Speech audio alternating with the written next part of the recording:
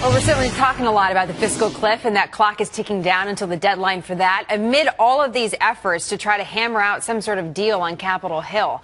And while some warn of the dangers of going over the cliff, a man known as one of the greatest 20th century advocates for a free market economy may have had a different take. His name was Milton Friedman, and he was, his greatest concern was really just government and too much of it. Here he is in a clip from the 2006 documentary, 1%. The bottom would be poorer, would in the end up worse off. We would do harm, not good. Look, people don't pay those high taxes. They find ways of getting around it. And you're never going to be able to stop them from finding ways to get around it. Talking a little bit about taxes there. My next guest has written extensively about Milton Friedman, and we wanted to ask him, what would Milton do? One of the greatest economists, Nobel Prize-winning economists. What would he do right now? Lanny Ebenstein is the author of Milton Friedman, a biography. He's also editor of the indispensable Milton Friedman, and he joins us now. So, Lanny, what would Milton think about all of this? Terrific. Well, great to be with you. I'm sure that if Milton Friedman were here today, he'd say, go over the fiscal cliff. Straight over it? Don't even press on the brakes. It's always worthwhile to meet and have negotiations, but at the end of the day, he favored the least government spending possible, and I believe that he would have said that's a course that isn't going to be accomplished by raising taxes.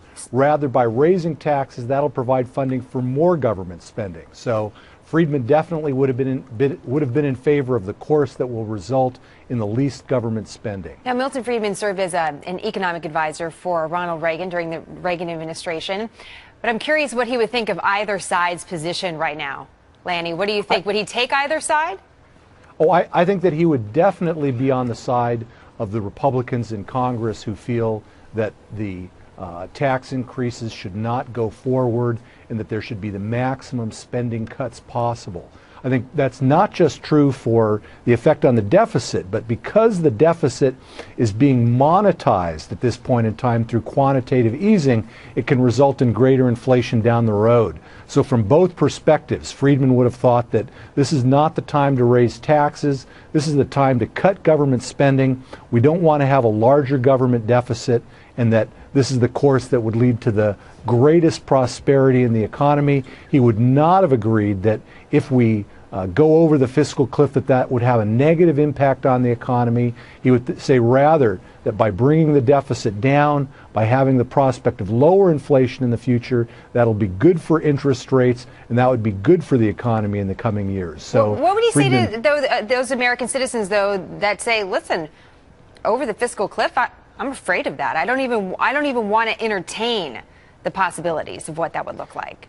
Well, I think that when it comes to issues such as the extension of unemployment benefits, Social Security, Medicare, Friedman would have argued that it's the better course to cut spending in those areas now rather than defer indefinitely on making real spending cuts.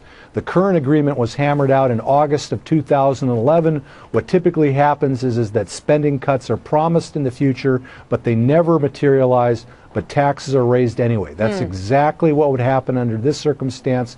Taxes would be raised, spending cuts would be promised in the future, but when that deadline is reached, we wouldn't make the spending cuts. So at this point in time, what's really being talked about is strictly a tax increase, and Friedman would have opposed that. So, Lenny, I don't need to tell you this. There's certainly been critics of Milton Friedman out there.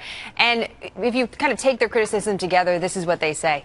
There is a time and place for government. There is a time and place where government can serve the economy. And that was opposed to what Milton Friedman said. But in general, what do you think he would make of that question today? Being the government is where it is the size that it is. What appropriate role does government have in the economy at all?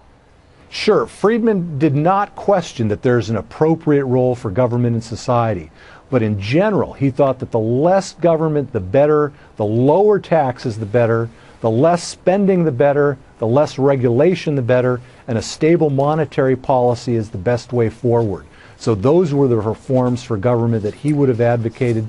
Those were the reforms for government that he advocated throughout his career. And we were just seeing him, by the way, in that interview in 2006, just before he passed away. Do you see anybody that's like him today that is a thinker the way that Milton Friedman was, that may have an impact right now in some of our economic policies? Well, gosh, having studied Milton Friedman for many years, I would say he was truly one of a kind, and there was only one he truly was indispensable, and there was really no one else like him. So I think there are many individuals who are doing good work, but there was only one Milton Friedman. He certainly had a personality. Shortly after he finished that question with the interviewer in that documentary, he kicked him out of his office because he said, I'm just done with you. We're not going to talk anymore about this. Lanny, it's great to see you today. Thank you so much for the time. Thank you. Speaking of government.